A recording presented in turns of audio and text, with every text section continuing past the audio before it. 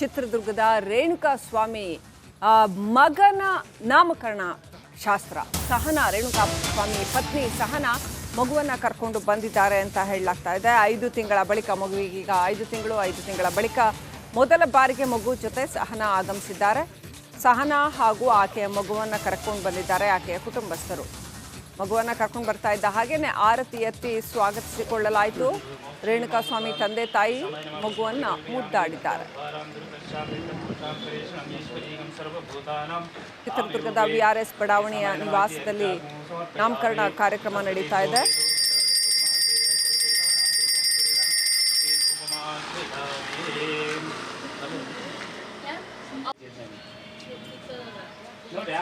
ದರ್ಶನ್ ಏನು ಕೊಲೆ ಆರೋಪವನ್ನು ಹೊತ್ತಿದ್ದಾರೆ.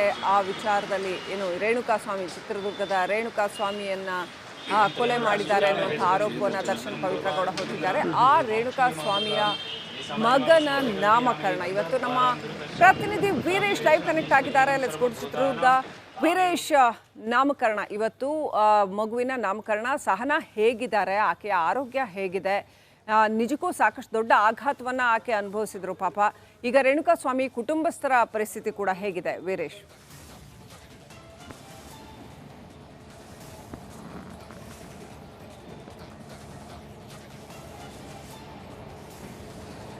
ಹೌದು ಶ್ರೀಲಕ್ಷ್ಮಿ, ಏನಂದರೆ ಕಳೆದ 5 ತಿಂಗಳ ಹಿಂದೆ ಇದೇ ಚಿತ್ರದುರ್ಗದ ಕೀರ್ತಿ ಆಸ್ಪತ್ರೆಯಲ್ಲಿ ಮಗುವಿಗೆ ರೇಣುಕಾಸ್ವಾಮಿಯ ಮಿಸ್ಸಸ್ ಆದಂತಹ ಸಹನಾ ಅವರು ಗಂಡು ಮಗುವಿಗೆ ಜನ್ಮ ನೀಡಿದರು.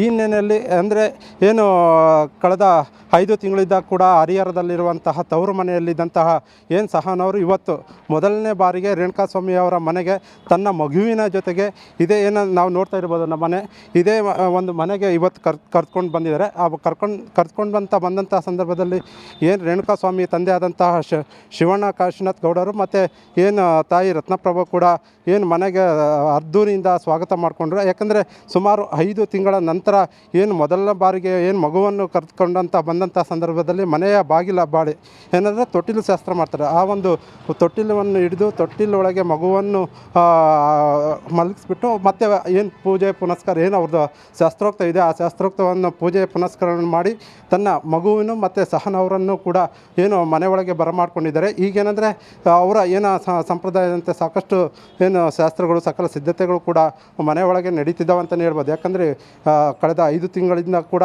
ಸಹನಾ ಅವರು ಮತ್ತು ಆ ಪಾಪವನ್ನು ಕೂಡ ಆರೋಗ್ಯವಾಗಿ ಕೂಡ ಇದ್ದಾರೆ. ಯಾಕಂದರೆ ಕಳೆದ ಸುಮಾರು ಒಂದು 7-8 ತಿಂಗಳುಗಳಿಂದ ಕೂಡ ಸಹನಾ ಅವರು ಮತ್ತು ಶಿವಣ್ಣ ಕಾಶಿನಾಥ್ ಗೌಡರು ಮತ್ತು ರತ್ನಪ್ರಭಾ ಇವರು ಕೂಡ ಹರಿಹರಕ್ಕೆ ಹೋಗಿ ಮತ್ತೆ ಬರ್ತಾಯಿದ್ರು.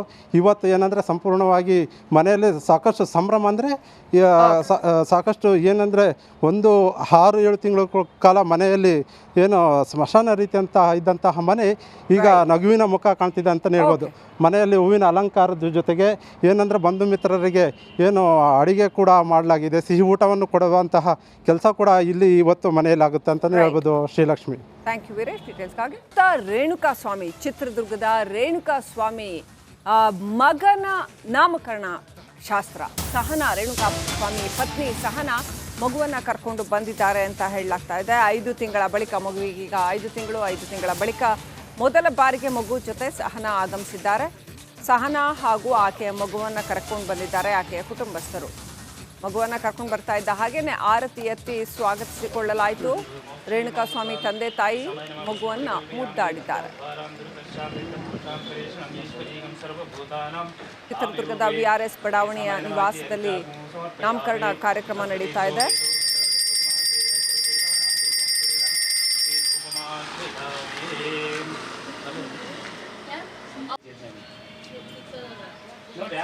ದರ್ಶನ್ ಕೊಲೆ ಆರೋಪವನ್ನು ಹೊತ್ತಿದ್ದಾರೆ. ಆ ವಿಚಾರದಲ್ಲಿ ರೇಣುಕಾ ಸ್ವಾಮಿ, ಚಿತ್ರದುರ್ಗದ ರೇಣುಕಾ ಸ್ವಾಮಿಯನ್ನ ಕೊಲೆ ಮಾಡಿದ್ದಾರೆ ಅನ್ನುವಂಥ ಆರೋಪವನ್ನು ದರ್ಶನ್ ಪವಿತ್ರಗೌಡ ಹೊತ್ತಿದ್ದಾರೆ. ಆ ರೇಣುಕಾ ಸ್ವಾಮಿಯ ಮಗನ ನಾಮಕರಣ ಇವತ್ತು ನಮ್ಮ ಪ್ರತಿನಿಧಿ ವೀರೇಶ್ ಲೈವ್ ಕನೆಕ್ಟ್ ಆಗಿದ್ದಾರೆ. Let's go to Chitradurga. Veeresh, ನಾಮಕರಣ ಇವತ್ತು, ಮಗುವಿನ ನಾಮಕರಣ. ಸಹನಾ ಹೇಗಿದ್ದಾರೆ? ಆಕೆಯ ಆರೋಗ್ಯ ಹೇಗಿದೆ? ನಿಜಕ್ಕೂ ಸಾಕಷ್ಟು ದೊಡ್ಡ ಆಘಾತವನ್ನ ಆಕೆ ಅನುಭವಿಸಿದ್ರು ಪಾಪ. ಈಗ ರೇಣುಕಾ ಸ್ವಾಮಿ ಕುಟುಂಬಸ್ಥರ ಪರಿಸ್ಥಿತಿ ಕೂಡ ಹೇಗಿದೆ ವೀರೇಶ್?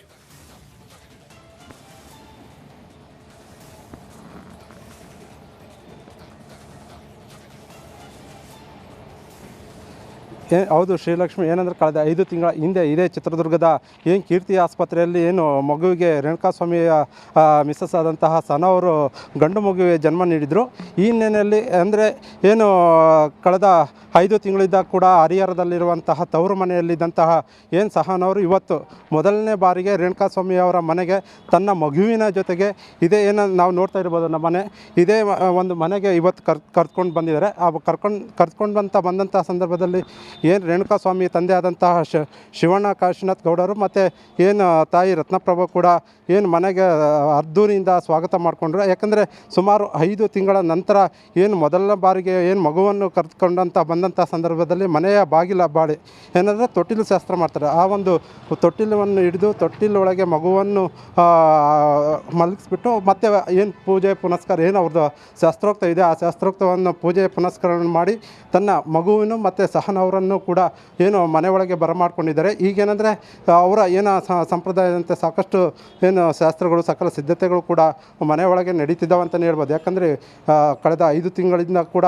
ಸಹನವರು ಮತ್ತು ಆ ಪಾಪವನ್ನು ಕೂಡ ಏನು ಆರೋಗ್ಯವಾಗಿ ಕೂಡ ಇದ್ದಾರೆ. ಯಾಕಂದರೆ ಕಳೆದ ಸುಮಾರು ಒಂದು 7-8 ತಿಂಗಳುಗಳಿಂದ ಕೂಡ ಏನು ಸಹನ ಅವರು ಮತ್ತು ಏನು ಶಿವಣ್ಣ ಕಾಶಿನಾಥ್ ಗೌಡರು ಮತ್ತು ರತ್ನಪ್ರಭಾ ಇವರು ಕೂಡ ಹರಿಹರಕ್ಕೆ ಹೋಗಿ ಮತ್ತೆ ಬರ್ತಾಯಿದ್ರು.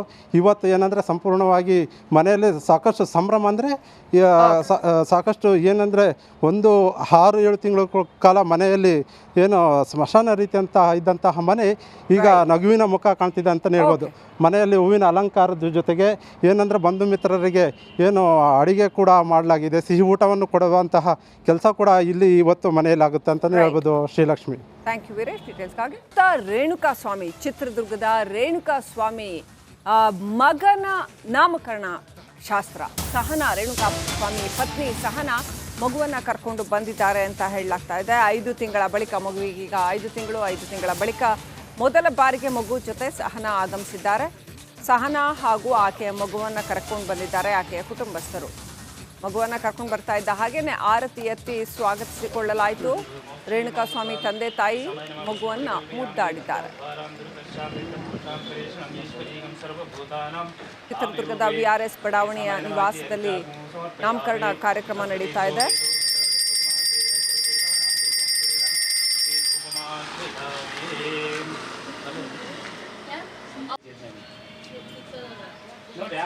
ದರ್ಶನ್ ಏನು ಕೊಲೆ ಆರೋಪವನ್ನು ಹೊತ್ತಿದ್ದಾರೆ. ಆ ವಿಚಾರದಲ್ಲಿ ಏನು ರೇಣುಕಾಸ್ವಾಮಿ, ಚಿತ್ರದುರ್ಗದ ರೇಣುಕಾಸ್ವಾಮಿಯನ್ನು ಕೊಲೆ ಮಾಡಿದ್ದಾರೆ ಅನ್ನುವಂಥ ಆರೋಪವನ್ನು ದರ್ಶನ್ ಪವಿತ್ರಗೌಡ ಹೊತ್ತಿದ್ದಾರೆ. ಆ ರೇಣುಕಾಸ್ವಾಮಿಯ ಮಗನ ನಾಮಕರಣ ಇವತ್ತು ನಮ್ಮ ಪ್ರತಿನಿಧಿ ವೀರೇಶ್ ಲೈವ್ ಕನೆಕ್ಟ್ ಆಗಿದ್ದಾರೆ. Let's go to Chitradurga.